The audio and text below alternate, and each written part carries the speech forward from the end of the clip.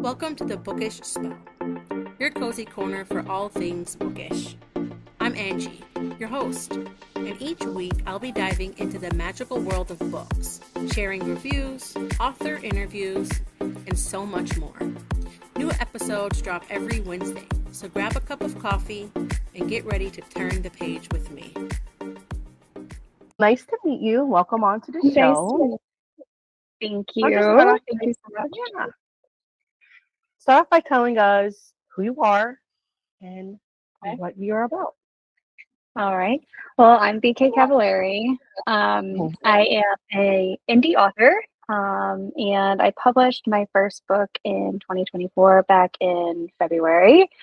Nice. And since published my second book in October and getting ready to release my novella. So it's been a fun, exciting year almost. So, yeah. All right. Well, tell us a bit about your first book. I guess you're coming up onto your 1-year anniversary. Yeah. So the first book is part of a trilogy called the Remnant Archives. It is a dark fantasy romance novel based on a failed heroine. So she was meant to save her world and ended up destroying it, and goes into exile. And the story sort of evolves with someone hunting her down, convinced that she can still save the world, essentially. And that's the main male character of the book. So that's where kind of the romance starts off. Yeah, very much like a reluctant allies, a little bit of enemies to lovers type scenario in the beginning. She's a character that very much believes she's a monster and doesn't deserve to be loved in any way, shape, or form. And she kind of like her journey of redemption and believing in herself again. Well, that is interesting because that is definitely quite the opposite of what we kind of read normally. So I am very intrigued. What was the name of the title? I'm sorry? What was the name of the book? Oh, it's called Shadows Lost is the first book. Shadows Lost. And then book 2 is called Shadows Ascend. And then I just released the title for book 3, which is Shadows Eternal. So we're excited. Yes. So when can we go ahead. Oh, when can we expect book 3? Sorry. Oh, book 3. So book 3 is slotted for September 19th to be released. I'm still very much in the beginnings of writing it, so it's very skeletal right now. And I am full-time working mom, so sometimes I just can't get to the writing, and that's basically my moonlighting job. Well, congratulations. It's a big accomplishment. Thank you. Yeah.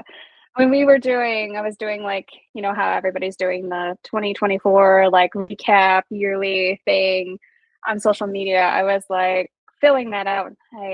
Thinking to myself, oh my God, like I actually did a lot this year. I didn't even realize because you just get into the flow of everything and you forget about how much you've accomplished and maybe even like giving yourself a moment to, celebrate it too. I hope you gave yourself a moment to celebrate because it is a big accomplishment. It definitely did. Yeah, it's been something that has always been a dream of mine. I started writing when I was very, very little, but had a huge passion for reading. So my mom still has like little poems and stuff that I wrote when like kind of like beginning middle school time, and I would enter little contests and stuff like that. But it was always one of those things where people kind of told you like, well, you're not going to make any money doing that, so you should find something else. But I always wrote. It just was never something that I felt like I could do or had the confidence to do. And then the concept of Shadows Lost really came from actually grief writing. So I had lost my third pregnancy and I needed something to escape to. And so it just came out that I was writing the story, and I didn't even realize that I was just actually writing out my grief, which is where this kind of character stems from. Like, you know, was pretty, well, kind of like more from me. Like, I kind of had everything that I wanted in life. I had a good job. I had a wonderful husband. But I felt like a failure as a woman because I was diagnosed with secondary infertility. I had pregnancies. I couldn't do what I felt like a woman could do. And so it's very much reflected into this character. She was supposed to be the hero, and she didn't end up being one. I'm very interested in reading this. Aw, thank you. So what kind of, well, I guess we know where you were inspired to write, but as far as your journey as a writer, what initially inspired you, even at such a young age, to write? It's got to be the love of reading. It really does. My earliest memory of reading is my dad. And when I was born, he brought these collections of like leather bound classic books like Thoreau and Alcott and all that kind of thing. And he would read to me at night from these books. And I always loved them because, you know, they had the nice ribbon and and like the gold filigree and stuff like that. But he would fall asleep and like be in the middle of the story, and I was still up. So I feel like my beginning stages of even learning how to read came from that, because I was like, I gotta read this story. Like I gotta find out what happened. And so then from there, it just really stemmed from me more poetry based first. Of course, I'm in the age where Harry Potter was first introduced, I think when I was, I don't know, early elementary, middle school, even sooner than that, probably. I mean, I still remember waiting in lines in the bookstore for like the next book, you know, so yeah, so Harry Potter was like another kind of heavy influence for me. And then from there, like my parents used to try to screen me from reading books, like, because they were worried about what I was reading in them, and they just couldn't keep up with me. So it really was a passion for reading, and then just wanting to like carry on the stories that I was reading. It's funny that you mention that with your parents, because I think about this often. I read a lot when I was younger, and I would just pick a book, Walmart, because I lived in Maine at the time, and there really wasn't big bookstores in the small town I was. So Walmart was my go-to. And I would just pick up random books, take them home to read. And like reading now as adults, I'm thinking like, why didn't my parents be a little bit more cautious what I read? Because I like maybe just being an adult now reading, I'm like, oh, I didn't realize how you can't stop them. You can't stop them though. It's so funny. Like I was at a family Christmas party, and my husband's cousin has a 14-year-old daughter, and she loves to read books, but she's really into kind of the rom-coms type stuff. And she was asking her mom if she could go to Barnes and Noble, and she's like, no, because you're just reading it for the smut. And I was like, and I was just like, you know what? Like, you can't stop her. Like, if she's at least she's reading it. Like, you know, if she wants to find it, she's gonna find it. With all the access that kids have, at least it's in a book and it's in like a written format, and you're still digesting something that's decent. But like, I just started laughing because I think that I was always intrigued. I really read a lot of high fantasy type novels. Like I loved Robert Jordan, Wheel of Time. That was a big one that I was reading in high school. But like whenever there was like some sort of smutty scene, I was like, yes. Show me the thrusting. Just show me the thrusting. But I was just like, yeah, you're not going to be able to stop her. Just let her read it. Like, at least you know she's in the young adult section at the most. I don't know how much smut you're going to really find in those. They're not supposed to be a ton. So no, there isn't. I feel like nowadays, I feel like there are a little bit more higher intimate romantic scenes in YA than there used to be when I was a kid. That makes sense. Oh yeah. Because like I read it now. Usually it was kind of like closed door-ish. maybe. Right. Like, yeah, if they were kissing, it wasn't really heavily described. It was Mhm. very innocent based, very innocent Mhm. based. Like both characters were innocent based, like the male and the female. Right. Yes. Uh, Not yeah. a bit different. Totally different. So, Yeah. all right. So I do want to kind of circle back to at the beginning. Yeah. You said you were coming out with a novella. Is that the third Mhm. book, or that is a book in between the second and the third? So it is a book that you can either read after Shadows Lost or after Shadows Ascend. It's kind of like an origin book, but it's a origin of the main FMC's friends and how they Oh, became friends. Because they're very much friendship and chosen family is very heavy in these books. And so I just could not move on to the final trilogy stage without having like this novella, but particularly because these characters are not quiet in my head. Like they demand to have some sort of attention. Sometimes I have to write a whole separate like chapter just for one because like you gotta shut up. You gotta be quiet. I love So it. I yeah, love it.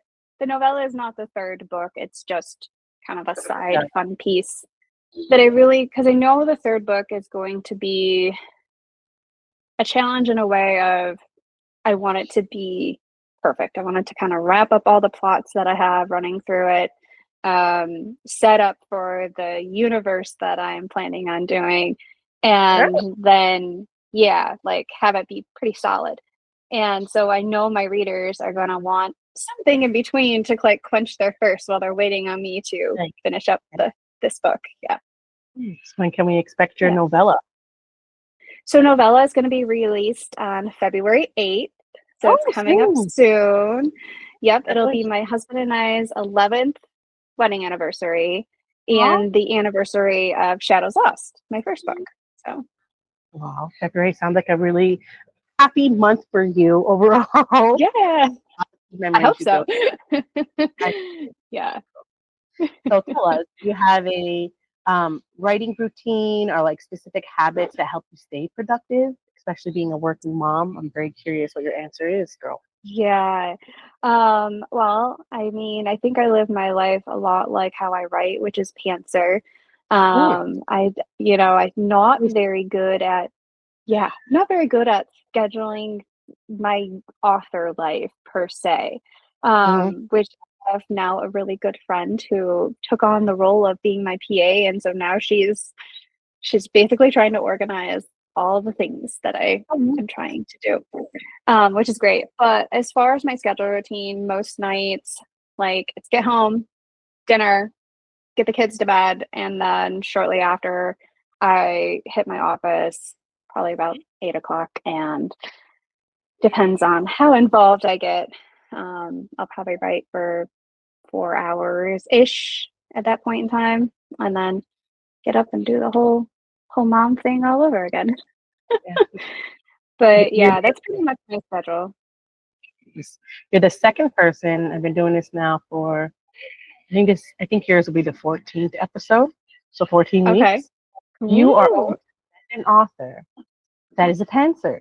So I have some questions. Oh, How did really? you Okay, ask away. So the first person I spoke to, his name was James Michaels, Mhm. and he wrote a crap ton of books, but he's a pantser. So Yeah. I'm very curious because especially you already have like essentially 4 books total that'll be out by the end of this year. Um, it just allows you to maybe come up with a story more quickly. Like, how did you figure out you was a pantser versus someone who likes to outline the plot, create all the characters, and then piece the story together? Is what I feel like most authors do. Yes. Yeah, because I don't do that at all. Like absolutely at all. I'll start with basically like a scene that's like been in my head, and then I just let it flow from there. And it's like, when you read and you just kind of check out because you're just in that world, you're just immersed in the story. That's a lot how writing is for me. I just get immersed, and a lot of times I just let the characters kind of decide where the Mm, flow is going to go mm, versus like having everything scheduled out and plot based. for me, it's almost too restrictive, right? Because then I'm trying to stay much focused on this plot that I had planned out, but the story may not be even going in that direction. And in fact, the prime example for this is my book 2, Shadows Ascend. I knew I needed a second book. There had to be a second book to kind of address some of the things that would lead up to this final installment. I had no idea what that second book was going to turn out to be. Absolutely no idea. It ended up being very deep and emotional book compared to the first one, which is interesting for the reasons of why the first one even was developed, and that, you know, from me grieving. But yeah, so pantser writing, I kind of stumbled upon it. Really, as far as like labels and terms of writing, when I first started marketing my book, I had no idea what they meant by tropes. I'm like, what is this? I was very oblivious. I had no idea that there were different types of writers. But I've learned that, I definitely don't do an outline. I don't even set up like what a character would be in their name or what I want them to look like. It just kind of spills out on the page as I'm writing. That's encouraging. I've been an inspiring writer pretty much all of my life. And I feel like I get very overwhelmed when I try to draw the plot, the outline. And I try to create the characters. Like, I feel like I don't think I could do it. Now, I could go into my head and imagine a scene all you want. But once it comes down to writing it, like the planning is hard. So I feel like when I eventually start to write, I will probably be a pantser myself. I think sometimes you can get caught up too much in the details. I mean, essentially, you're a storyteller, right? So, I mean, it's very similar to like if you were going to tell your kid a bedtime story and like what you would kind of pull out of your head for that. And I mean, you draw your resources from many different things. Something might pop in your head. Doesn't mean that I don't do research, because I do. I weave a lot of different mythology into my books. Nice. And I love that aspect. I don't necessarily tell my readers it's there. It's just very fun when somebody picks up on it. And so like I'll do that kind of thing. I'm like, oh, this character really has this like certain vibe. I wonder if there's any kind of like, you know, mythology or characteristic that's based on that person that I could, you know, make this kind of weave into. The novella, the character in there, Ji, which is one of the FMC's best friends, her character is based on this mythology from China called the Four Beauties of China. And so I was like, this is perfect. And so then her character, even like her features and stuff, very much took on kind of more of an Asian type persona. And so, you know, it just went from there. She already had that from the book 1. I was just very lucky to stumble upon this mythology for the novella. But yeah, I like try to do those things. So there is some planning per se, but it comes as you write, not so much setting it up first.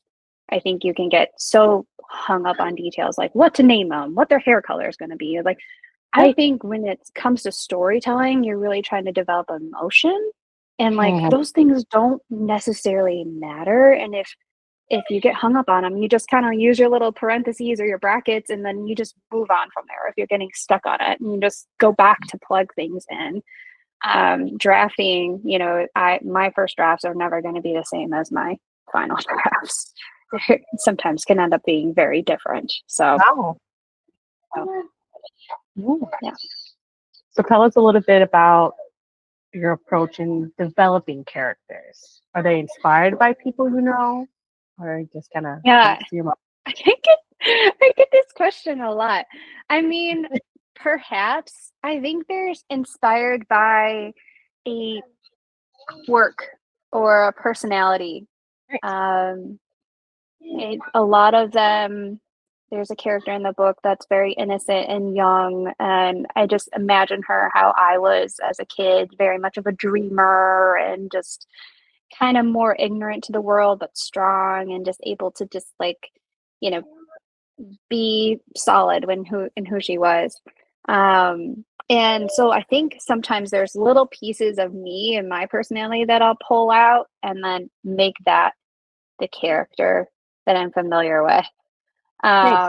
In some ways that makes it easier to kind of develop them because it is like kind of something personal to you that you probably know yourself very well at, you know. Sometimes they can be based on, for me, maybe a friendship or a loss of someone that I just really want to honor in a book.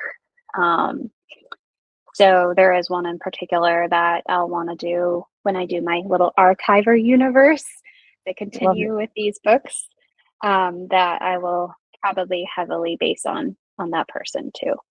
So yeah. So no, I know we didn't talk about this. You are a self-published author or a traditional?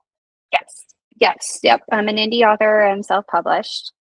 I did query for about a year and a half with Shadows Lost. And during that time, that was actually before I found an editor to really like hear out my heart and put it back together again for this book. But I did have one publisher that was highly interested in my book, and I was so excited. They asked for the whole manuscript, and we were talking a lot back and forth. And then ultimately, they ended up passing up on the book. It just needed editing that they didn't have time for, right? And so I was like, at that point, you know, because querying is a lot of work, actually. You know, there's programs that are set up where you can, you know, see all the publishers that you can add, you know, send to, and then it can kind of track that. But each different publisher has a different format and how they want you to send things. And some of them want 3 chapters, some of them want so many words, some of them just want a synopsis, some of them just want in your words what the book is about. And so it takes, you know, sometimes hours just to apply to a couple.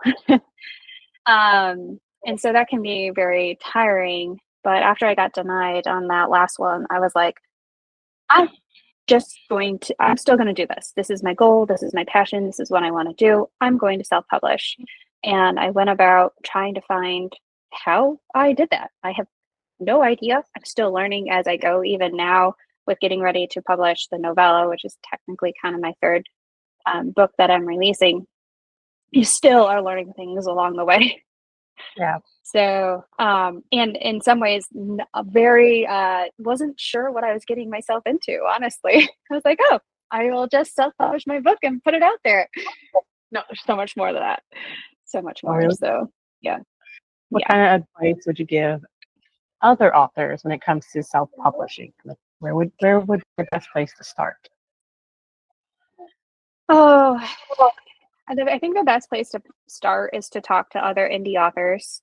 You kind of find like your North Stars with that and see if because they're going to always say like, I wish I would have did it this way.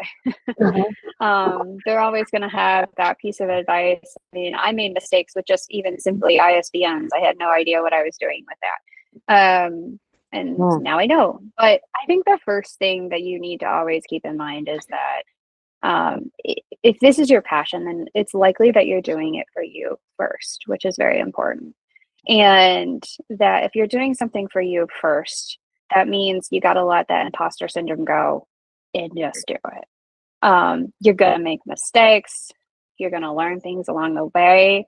It's never going to be perfect. You might publish a book and there's a bunch of editing mistakes in it. I mean, it happens, and you learn from that process, and you change from it. But I think the most important piece of advice is to just do it. I mean, just go for it. Because in the end, it's for you. Nobody else is like in your office, in your room with you, or watching you write or anything like that. And a lot of times people don't know anything about you until you shove your book off and say, hey, read it. You know, so you could kind of publish and people wouldn't even know until you really announce it out there. And so I think we got hung up on ourselves first, and you just got to let that go. Take a deep breath and just do it. Good advice. right? Yeah. I do feel like that is a pretty valuable piece of advice because I feel like a lot of authors struggle with that, especially like, oh, my book's not good enough. My book's not good enough. I'm gonna have editing, grammar marks, and just things like that. Yeah. But maybe we just gotta shift our perspective. Is that writing a book, becoming an author, is the same as doing any other type of job. Practice makes perfect, and I feel like that's what a lot of authors, self-published, inspiring authors, writers have a difficult time getting it past. Is that we want the book to be perfect from the first and release. And it if it makes you happy, that's the most important thing. You are not going to please everybody. Not every review is going to be a great review. There are going to be people that will just feel like it's their job to tear you down. There are going to be amazing people you find that are just going to lift you up. The highs and lows are just astronomical sometimes. But yeah, you cannot defeat yourself and stop yourself from growing. If it's your passion, you just got to go for it. And just accept the fact that you have really done it for yourself first. I feel like that is great advice to keep at the front of your mind, because kind of what you just said a few minutes ago, there are people who do dedicate their life to leaving really critical reviews, like really bad. And they take pride off of, I rarely leave a 5-star review kind of thing. I know. But I feel like they do it more as like a gimmick. So like, if I'm telling you this is a 5-star read, and you know it's good because all of my other reads are 1 star, 2 stars, whatever. But I feel like I rate books differently. When I first read a story, my thought is always like, how did a human being just create this in their head and put it on paper? So I'm like, that person's always 5 star, 5 star, 5 star. Whatever accomplishment you have done. Yeah.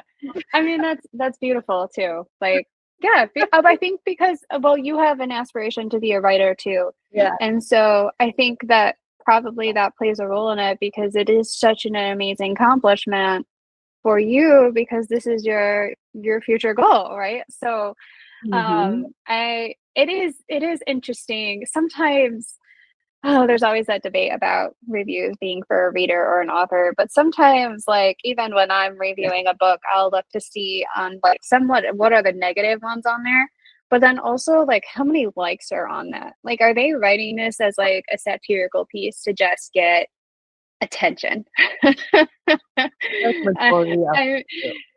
And then some of the things that people like get upset about, that they knock stars off, it's like, you were like, trigger warnings. You were warned in the front of the book what the trigger warning was. Like, you for the most part, you pretty much know what you're getting into.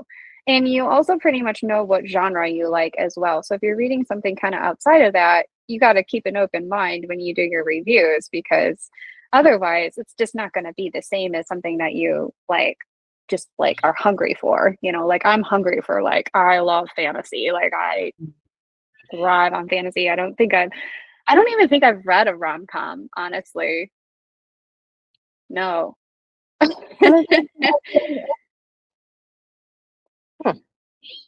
don't think I have. I do love my classics. Like, Jane Austen is still very much my North Star person. I think I've read Pride and Prejudice probably at least 50 times. Really? I mean, love. Is it hard to tackle? Is it hard to like that? read? Is it like hard to like tackle that book? I'm imitated by it. Like I don't know. I'm scared. Pride and Prejudice. It's a beautiful book. It's very much eloquent in its like sentence structure. It is kind of more like that older based English. But it's ultimately just a beautiful story about human flaws. And that are still very prominent now. And I just admire her tenacity to even write a book during the era that she grew up in, because they would not accept women authors, so, and that's why a lot of us, some female authors still have their hyphenated, or their first letter of their first name. You don't really know the gender. I didn't do that specifically because I was a female author. I did that because of my professional job. But part of me was like, I really want to put my full name on this because I want to break that glass ceiling kind of concept. But that's still very much prominent. It's better now. Definitely getting better now, but it's still there. But so that's why I admire that book. And so when I read it, I feel like empowered reading it. So it doesn't necessarily scare me too much to read it, but that's what you need to think of it as. It's like an empowerment reading. But then you also like learn, different words. That's what I like about reading. It's like, oh, I've never heard of that word before. I'm also very, very bad because of how voracious that I read. I mispronounce words all the time. I have reading comprehension, but I never actually heard that word aloud. So it was, what was it, like contemplative? I like always said it as contemplative. I don't know. But anyway, so it's and my husband was like, that's not how you say that word. I'm like, wait, what do you mean? That's the fun part about reading. So there's always something for you to learn. Yeah, definitely. I love when I get to those parts. It's like, Sarah drove across the. I don't know what it is. Like, I mumble it. Yeah. Yep. Oh, okay. You get the concept, though. Yes. You get the concept. It's just not. There's a short period of time these past couple of months that I was doing a live reading Shadows Lost. So I go on Thursday nights and I read like a chapter or two live, and even some of the words that I wrote myself, I'm like, it's the same thing. I was just like, quickly read over it. Yeah. So, but yeah. That's one thing I love about the Kindle is that when I don't know what a word, you just click on it and it tells you the word. And before I got I have like a basic Kindle, like an actual e-reader. Yeah. Before that, I had what's it called? A Fire tablet, which is essentially just like Amazon's tablet. Yeah.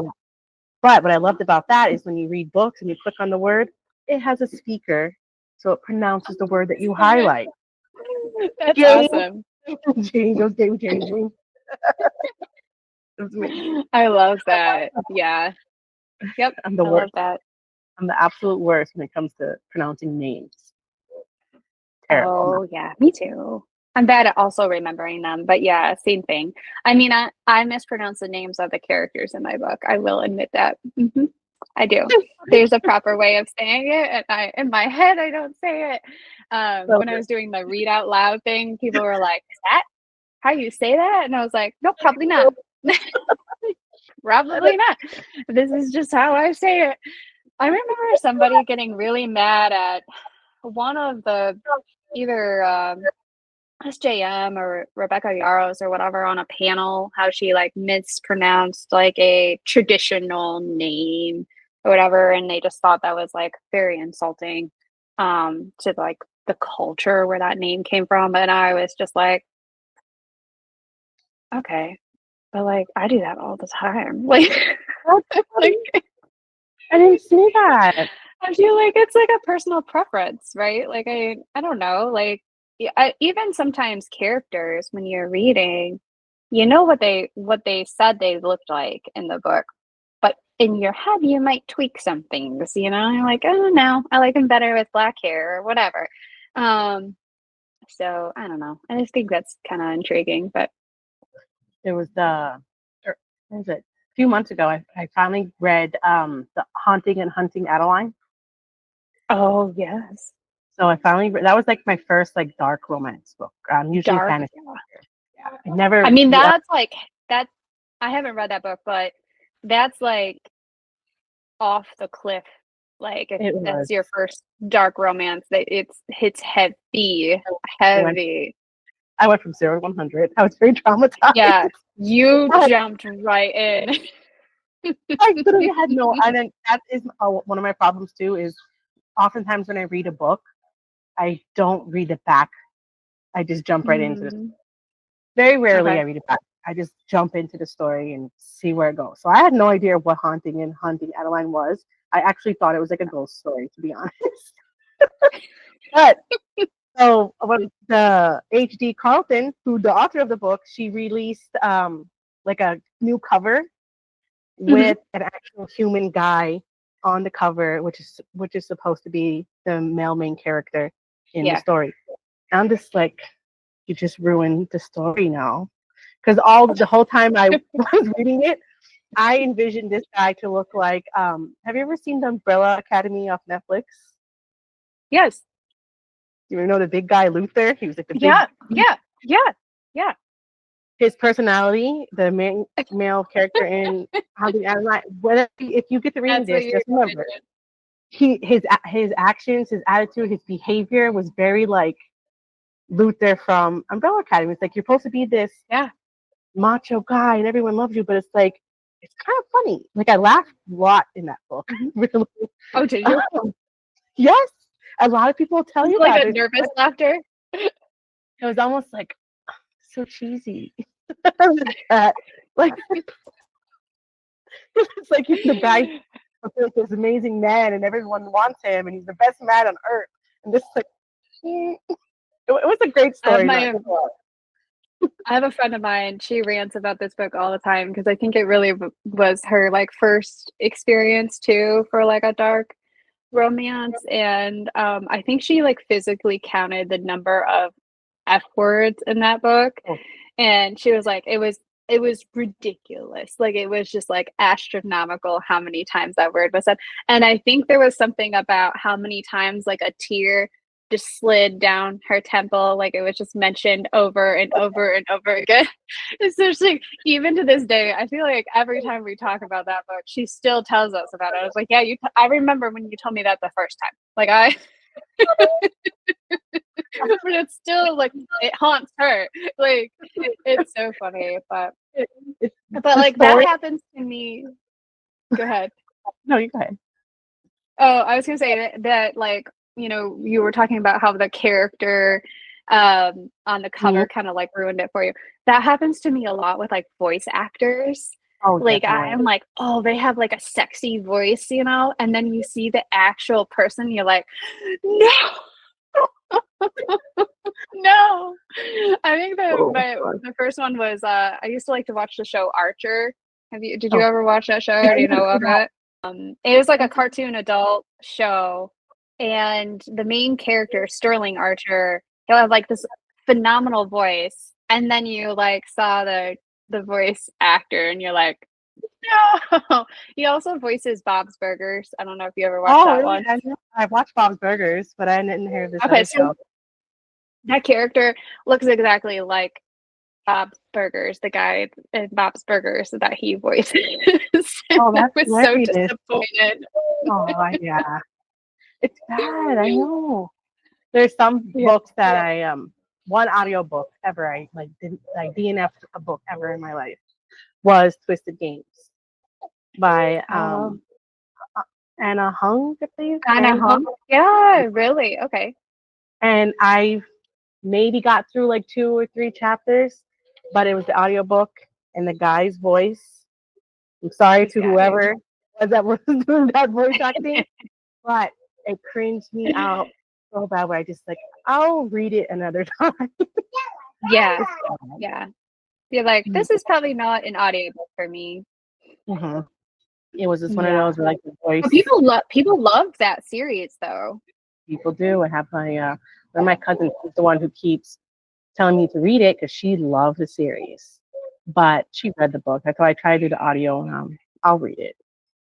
Yeah. The voice just didn't match the words on the page very well. Mm-hmm. So yeah, I couldn't do it. But that was the first time I ever like started a book and then like, I'm not gonna read this. First time ever I did that. It's terrible. I have rarely listened to audiobooks for like anything other than like a self-help book. Really? Because those are usually like too textbooky for me. I'll fall asleep reading them. So if I listen to them, they're easier to kind of get through and get the message or whatever positive vibe that you're trying to improve yourself upon. But I can't even recall a time where I've read or listened to an audiobook that was like a fantasy or something like that. No. Fantasy, impossible to do it with an audiobook. I tried, and it's just too much going on, and like the noise listening kind of blocks my ability to visualize what's happening in the story. So you can't, like when you're reading fantasy, you're now immersed in that story. You're there seeing everything happen. It's a new world. Yes. You cannot do that with audiobooks. It's hard. What I did find doing audiobooks is thriller books. Okay, yeah. I could see that. Like the suspense there. Yeah. Those are really good. Matter of fact, most thrillers, like Frida McFadden or like some of Colleen Hoover's, I will do audiobook. Because well, I guess it ties into those like true crime stories people like listening to too. So I could totally see that because people are obsessed with those. And most thriller books are not very long, so it's like 6 to 9 hour long book. Doesn't take you that long to finish it, so it's like good for like when I'm cleaning the house or doing something because I can still hold my attention. But what I tried to do ACOTAR in the audiobook because everyone said that graphic audios were like amazing. They were good, but I promise you, I think I got through all of the books, 4 books. I had one that didn't finish. Ask me anything about ACOTAR and I know zero. It's like a wasted time. I have no idea. Literally no idea what happened. Oh, that's so funny. So I'm like that because like I've read those so long ago, especially the first book. Like I read it so long ago that like some of the stuff that people still rave about with that book, I'm like, I don't know if I remember it that much or that much being so profound that it changed my life kind of thing. But okay. It's a great story. Taking the world by storm. It really I feel like it's kind of dying down a bit, but people did freak out for it last year, I know. And I tried. I did. I also I do this as like a little game. Is like I try to like when people do like the book stacks and stuff, I get very excited when there isn't an SJM book in there. I'm like, there's a book stack that does not have Throne of Glass or ACOTAR in it or whatever. But that's because she has so many books, right? And they definitely hit the spot for people as far as like fantasy realm is concerned. So I would do her. I do wanna, because I feel like I sometimes have FOMO because I still have no idea. I didn't read any of the other books, but I don't know. I'm very strange when it comes to reading stories. I never could really read something that's trendy. Is that weird? I always read like I think because we were talking, my friends and I were talking about this the other day. It's like a trending book, you almost have this expectation of it now. And for whatever book, pretty much if it's trending, people think it's phenomenal. And then sometimes they can like really let you down in a weird way. And I think like kind of like even how you do, like where you just like go into a book without reading the synopsis, right? That's kind of very similar when you read something that's like non-trending because you pretty much haven't heard of it, don't know anything about it, don't really know anything about the author. There's like no preconceived notions of that book, which I think is, I agree, almost better. I avoid the hype books, but also sometimes the hype books are books that I've read like 5 years ago. And I'm like, why now? So, but yeah, I could see that, like how it's more enjoyable to read something that's just not the trend. I do that all the time. Like I tried several times to read the ACOTAR series. I even tried reading the physical book. For some reason, I just couldn't get into it. My brain was just elsewhere. But I know, like, I will probably read it sometimes this year because now I feel like the hype is dying down a little bit, especially because the 3rd, 4th Wing book, Onyx Storm's coming out. and everyone's going to be obsessing over that, which I probably won't read till later on by the end of this year. I'm so bad. I have yet to read those. I read them. They were actually really good. Mm-hmm. And I love when like the actual, not, my thing is I don't always just focus on the romance in the books. Yeah. I love like what's happening outside of the romance. Yeah. The story in, the plot. Yes. The story in Iron Flame and Fourth Wing, all those is really, really good. It definitely kind of reminds you like what's going on in our country, how we always feel like we're lied to. We don't really know what's, going on. It's really good in that sense. But the romance, the political intrigue. Yes, it is such a good story. And with Fourth Wing, everyone just fixates on Violet and Xaden. Nothing else. You hear nothing else about that story except for them. No one talks about that. The plot is amazing. And dragons. Yes, it's such a good story. Like I don't know. I really was a fan of Fourth Wing. I was. That's good. So you're excited for Onyx Storm. I am. I'm excited, but I'm scared. Like I'm very strangely one of those people who. Is this going to be her last book in the series, or is it? No, I don't remember. I want to say she was supposed to. No, this is the last book of this series. Okay. I'm pretty sure. So I think we find out, I don't know, like what the actual ending is. I'm pretty sure, because I kind of thought she was doing 5 books. But then again, I'm not for sure. I don't remember. They could be like kind of like how ACOTAR is, where it like spins off from a secondary character or something like that. Which I'm sort of fond of, like, I don't know. I fall in love with the main FMC and MMC, and like I just kind of want to know the happily ever after, what happened after. Like I want more from that, and like especially if it's a first person point of view and it's told that way, like I want to hear their thoughts again. So sometimes when it spins off on another character and you're seeing everything through their point of view, I'm like, yeah, but what about give me more like scenes of those characters that I loved in the very beginning. This is like why you're reading it, right? Well, if you ever do decide to read Fourth Wing and Iron Flame would make you so mad. Is Iron Flame, I think, has a lot of miscommunication tropes in it, right? Is that like from my understanding, it's a very frustrating trope for some people, and so I think that's what I heard the most about it. Like that's the most frustrating. Like if you would have just like took half of that out, like we would have gotten to like where we needed to be for this, the characters themselves. It was almost like we experienced both of that in the first book. Why are you taking us full circle now, halfway through the second book, basically doing it all over again? Kind of a thing. But I'm not gonna lie, the ending of Iron Flame did not disappoint. Like it was my jaw's on the floor, and I'm like, oh my god, what's going on? It was good. The ending was good, but it took me like 6-7 months to finish it because I was so bored at the beginning of the book. Yeah, it was. So I always try to remind myself that when I write, because I get annoyed with that too as a reader. I just like kind of need some sort of like action or something that, even if there is that interwoven miscommunication, there's some sort of like subplot happening that I can pay attention to that like offsets it a little bit, because otherwise you can get very long-winded and it just gets frustrating. So yeah, I could see that. Could see why it took you so long.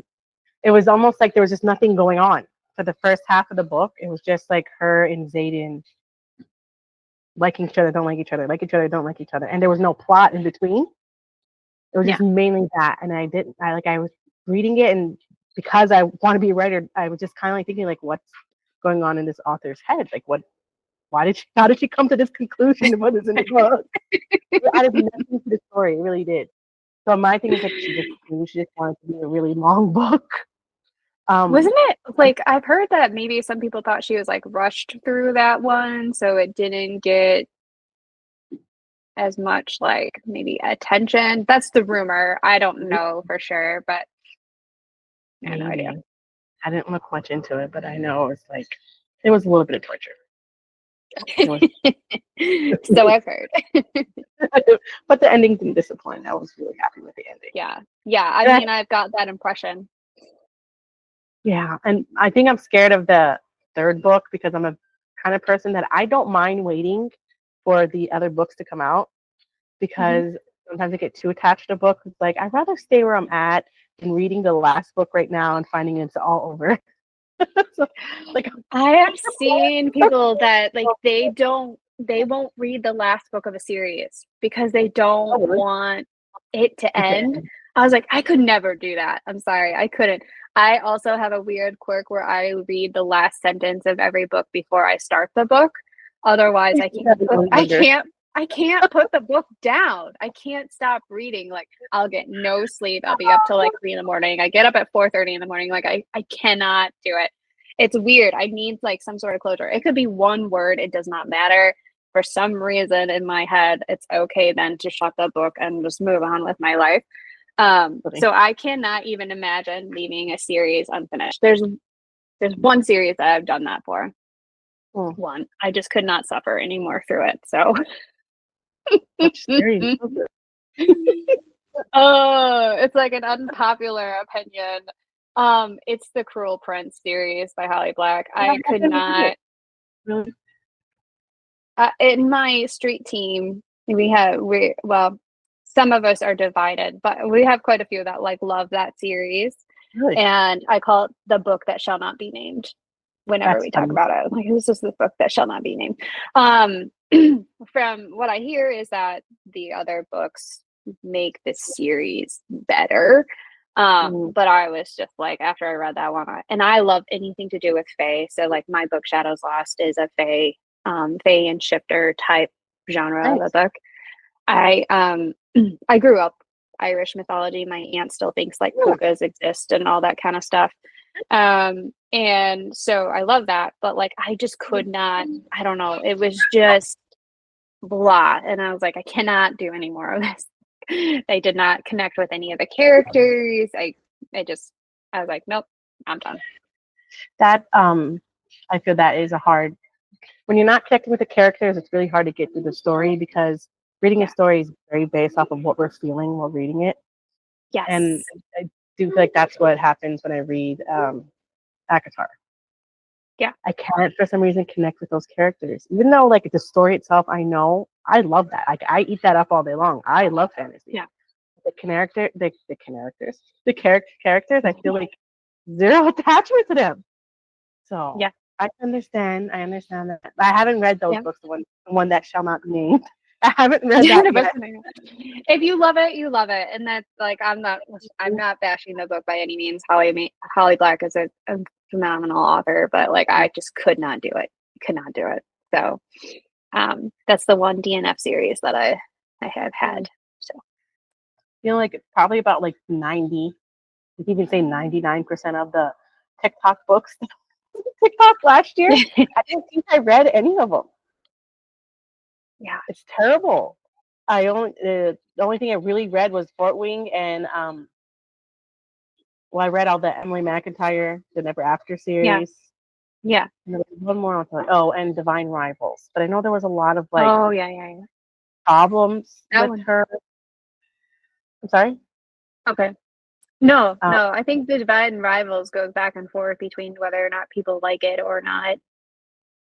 And it's all based on who the author was as a person. It was like really political. Yeah.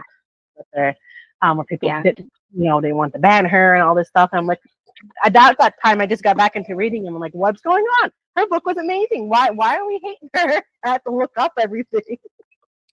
That's always going to come up. It came up with Colleen Hoover. It's come up with J.K. Rowling. Like,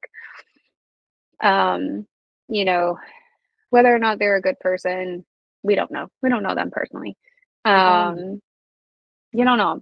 But if you love the story, you love the story. I'll never be somebody that believes that books should ever be banned, ever. I think it's the start of something very evil, honestly. Yeah.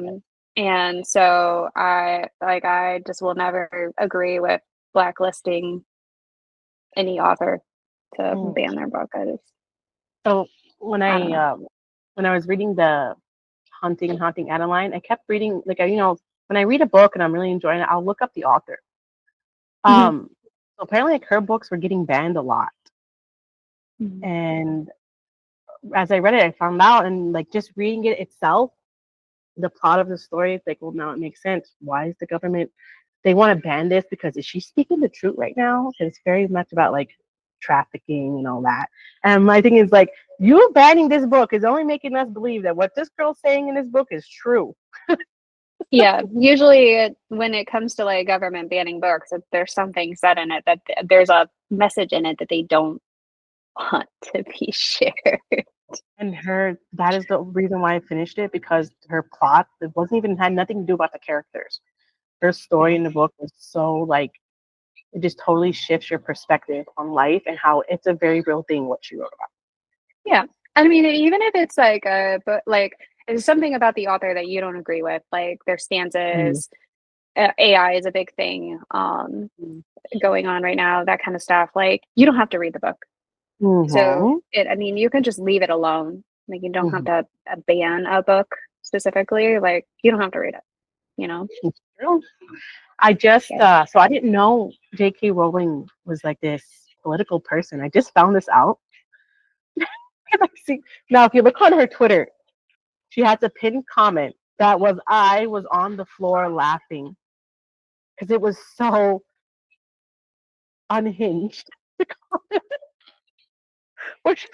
Yeah, I try to ignore that part, but like I know people like they will not support Harry Potter anymore because of that. And it was just, I mean, when I was a kid reading those books, I did not have, I guess I didn't even care to like know about the author. I just loved the story. But my favorite memory of Harry Potter was I was in a program in middle school that we would go over to the elementary school and help little kids read. And for whatever reason, I think he was in 4th grade. I had this little boy and he hated reading. He did not want to read. He hated all the workbooks. He just loathed the exercises that he did. And one day I brought in, the first Harry Potter book and I said, look, if you do this first page of your workbook, I'll read to you the first chapter of Harry Potter. And he was like, okay, because he was kind of interested in it because he liked wizards and that kind of thing. So he did the first page, and then I read Harry Potter to him. So he was like super intrigued. So then it moved on from I'll read a page, you read a page, and Harry Potter. By the end of this like little program that we were doing, I think it was like a semester, he was reading on his own.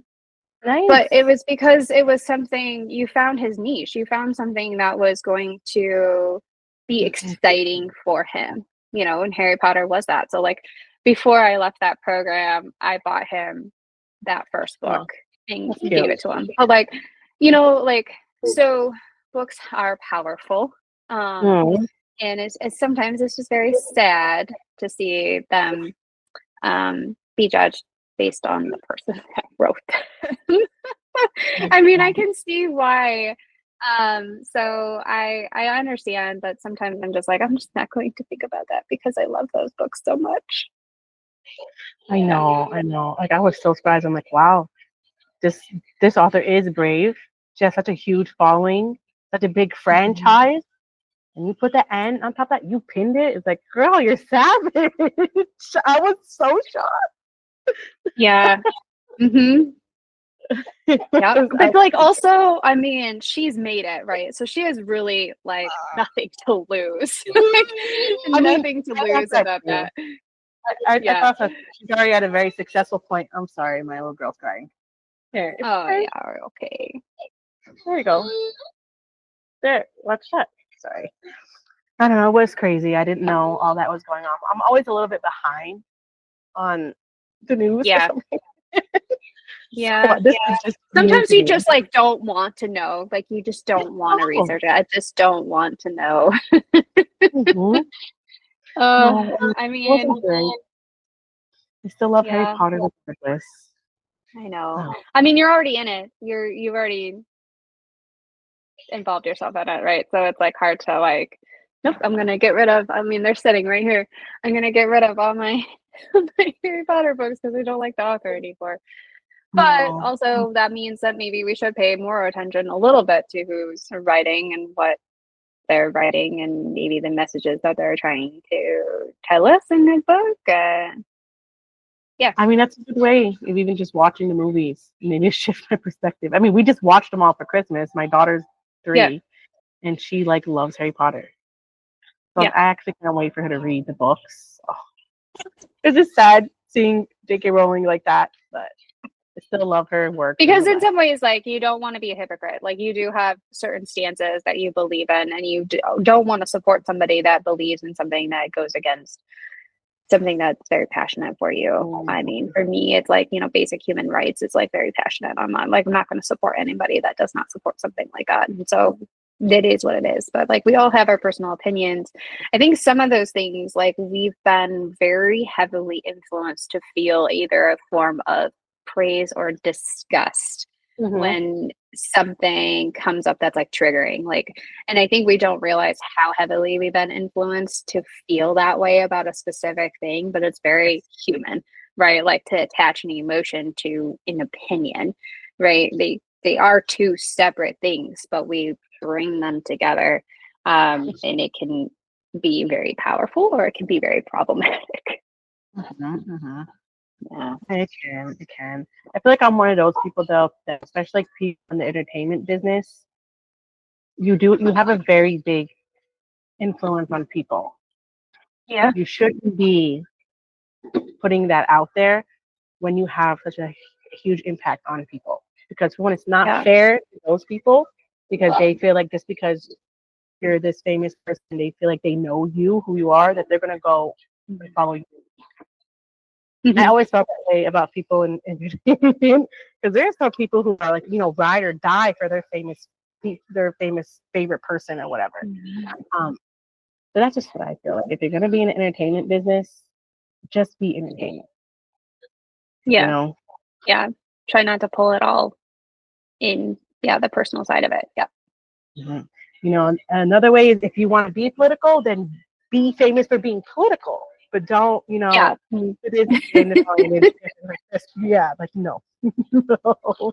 You to influence, you're influencing everybody, and, you know, someone's going to follow your lead, and maybe that's not what they actually believe in. Yeah. So. Yeah. People might not realize, like, what you're delivering to them, and they'll just attach to it. Yes, exactly. So I feel like you should have just kept it to yourself, but everyone's entitled to their own opinion. We still love Harry Potter regardless. They are. We are full of opinions. It's okay. That's true. Okay. Everyone's full of opinions. All right. It's so now we got a little just part of life. Yes. Yeah, we did. I will start practice rambling. So I did have a question for you. I know you love fantasy, but do you have any plans for maybe diving into a different genre for the future? Yeah, no, not really. Like, my future plans are really to do this Archiver universe, which is still going to be very much a fantasy. I wouldn't mind doing more of like an urban fantasy. I think that would be fun. It's less world building because you pretty much are utilizing so what is world. Oh, okay. That's what urban fantasy is? Yeah, so it's like pretty much you're in like the modern world, but there's magical aspects, that kind of thing. That's there, or like acceptable or whatever. I do have a story somewhat like that. That's just kind of sitting on my computer. But as far as like going outside the fantasy realm, probably not, strictly because like this is where I live in my mind. I sometimes don't like the real world and enjoy just escaping it. And I want to give my readers something to escape to, because I feel like there are a lot of people that probably feel that way. And so I guess that's just a passion of mine to provide that for somebody. I always just like my main goal that I tell myself, even when I get hung up on, you know, but nobody's reading my book, I don't have enough reviews, like I didn't get any Kindle pages read for the day or whatever. I just say ultimately in the long run, I just want to be a good storyteller. So if I can do that for myself, then that's where I need to be. Nice. All right. So my next question for you is, do you prefer standalones or series? Series. Always a series. Love a series. Yeah. I don't like kind of like what we talked about. Like, I don't want it to end per se, especially if it's one that I really, really enjoy. So yeah, it's almost always series. If it's a standalone, I'm like, you should write more. I do find that most standalones are like drama or thrillers because you can fit it all in one book. Actually, there was I forgot what her name was. Her name is V.F. Malley. So she's an indie author. I forgot what her book was called. Shoot. Darkness something. Regardless, I was an ARC reader for her.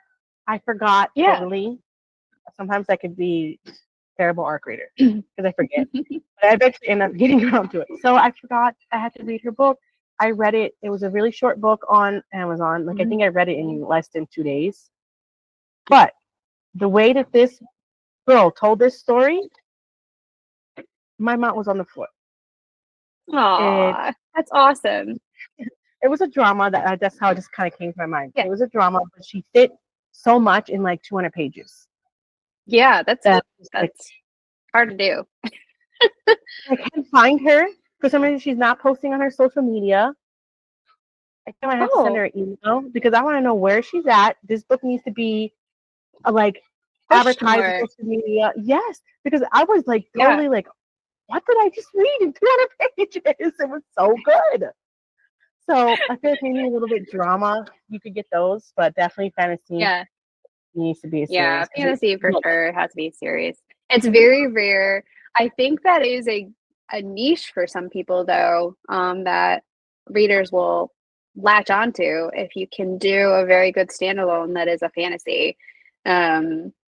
Any aspiring writers out there that are looking to do something like that, I think that more readers are requesting that in the fantasy world, but it's difficult. Like even like the novella that I wrote, my editor and I were talking, she's like, this kind of progressed quickly. And I was like, but it's a novella. So like, I only have so much that I can do. So we go back and forth on trying to find the right pacing too, where it's not like one way and then all of a sudden, oh, they're here. And you're like, what happened? Where was the in between? Where was the development? Because you can't develop as much in a shorter book with fantasy. It's just very, very difficult because there's just a different world. There's nothing there that somebody can relate to, like our world we can relate to. And fantasy, especially high fantasy, there's nothing there that you can relate to. So it's difficult. That's why novellas sometimes are nice for fantasy in a way, because maybe you've already established the world. Like Shadows Lost, I established the world. So some things I can reference, but then I have to say like, hey, you cannot read this book before you read book one because you're going to be lost, So how many series do you plan to create for your universe? Okay, so I think there's five different ones. Girl. And so they're all based on a character. So there's Remnant, there's going to be Raella, there's going to be maybe Lily. I don't know if I'll do Lily or not. Definitely Avalon, and I think Nasima is another one. Yeah, so they're there.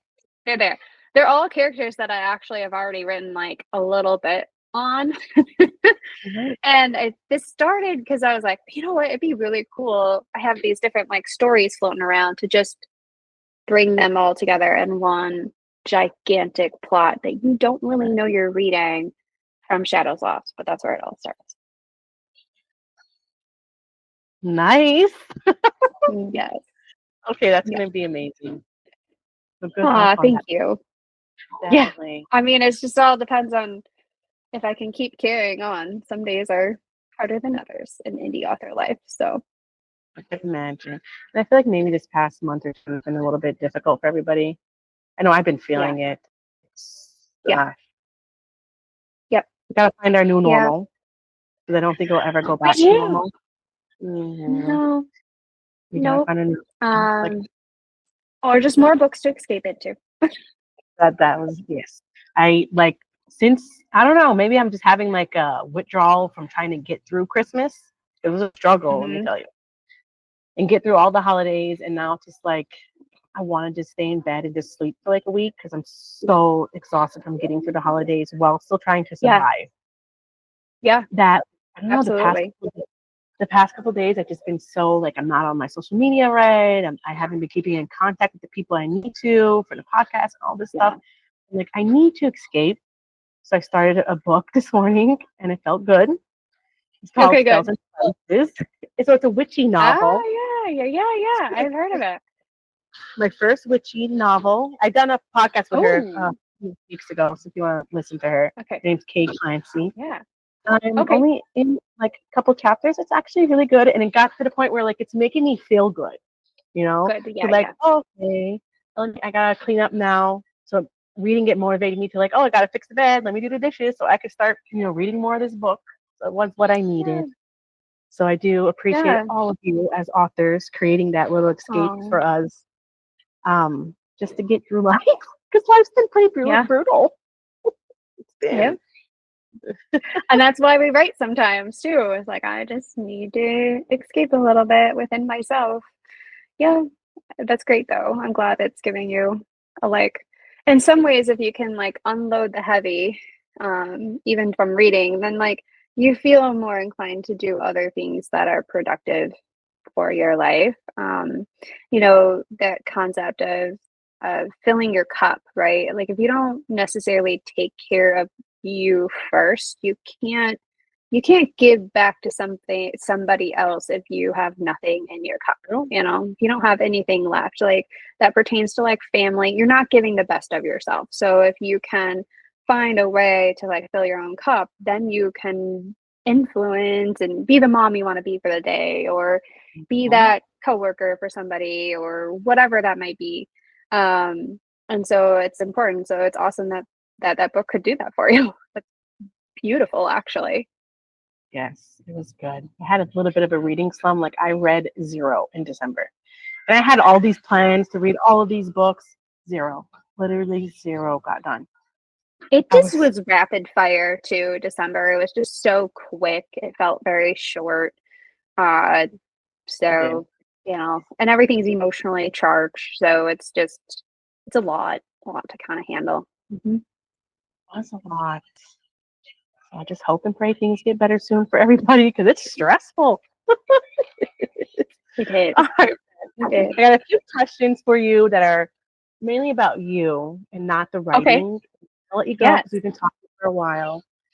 My first question is, what's a hobby or interest that you do outside of writing? So I love exercise. Really?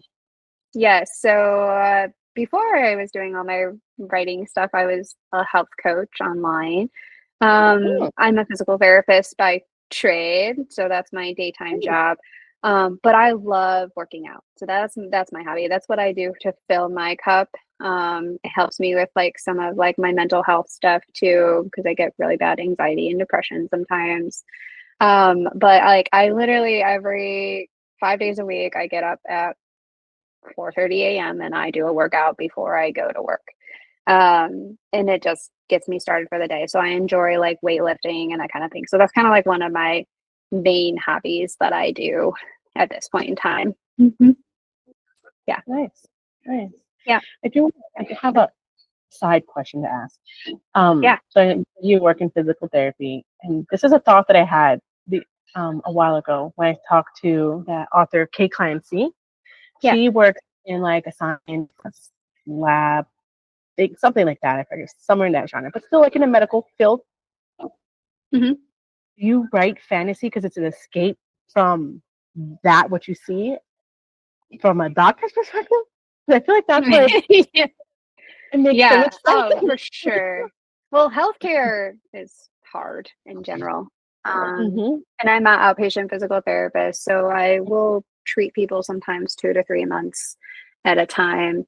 You get to know people and you get to know their lives a little bit, good and bad. And you know, I call myself like an extroverted introvert. Like I have to be extroverted for my job, but like when I'm out of that job, I'm pretty much done. Like I almost feel bad for like my son at school because like I do not converse with the moms in the like pickup line or anything like that because like I'm done with the world at that point in time, and everything that comes with it. So yeah, it's very much an escape. Sometimes it'll influence me in my writing a little bit, but like half the terminology that I would use in the physical therapy world does not belong in fantasy anyway. So it is actually It's so interesting. I am more than sure there are probably plenty of other authors that are like a physician, doctor, or something, and they're making these high fantasy books, and we just don't know their true profession. You don't know. You don't know. It makes sense because, like, my day job, I'm actually a professional tarot reader. So what I do all my life, and I'm a life coach. So I do very much one-on-one interaction with people every single day, and like now I do this podcast. So like when I'm off the clock, I'm very much like that myself. I want no interaction. I joke around all the time that I was like, it would be wonderful if my full-time job was being an author and then my hobby job was physical therapy. Like that would be a nice balance for me. But you never know. You never know. But right now, that's how it is. You'll get there. Just gotta keep going. Yeah. All right. So I tell myself. I have 2 more questions for you, and I'll let you go. Okay. One of them is, what is your go-to comfort food or favorite meal? Oh, like favorite meal. Like I gotta separate these out. Okay. Favorite meal is pasties. Are you aware of what pasties are? No. I'm a Michigander, but my family is from the UP, which pasties are very prominent in the UP. It is similar to like Hot Pocket sort of thing. It's a pie crust that's like folded over, and inside is like meat, potatoes, carrots, rutabaga, and onion. It's like, and you bake it, and then you eat it with butter and ketchup. Anybody who eats pasties without butter and ketchup or puts gravy on it, sacrilegious. But this is like a rite of passage in my family, like to know how to make pasties. Like my mouth is watering thinking about it. It would be my last meal. I had this like grand plan that my kids would love them too for some reason, and I was going to make them every year for their birthday, and like they do not care for them. It's very sad. But they are quite a production to make too. And in fact, when I did my little PR boxes for Shadows Lost, pasties are featured in that book. So if you ever read it, it's in there. I released a little recipe card for pasties on there that are my family's recipe. But yeah, that would be my go-to meal. But thank you so much for tuning in to this week's episode of the Bookish Spell. I hope you enjoy our magical bookish journey together. Don't forget to subscribe so you never miss an episode. And feel free to leave a review. It really helps. I'll be back next Wednesday with more enchanting stories and author insights. Until next time, keep the magic alive in your hearts and on your bookshelves.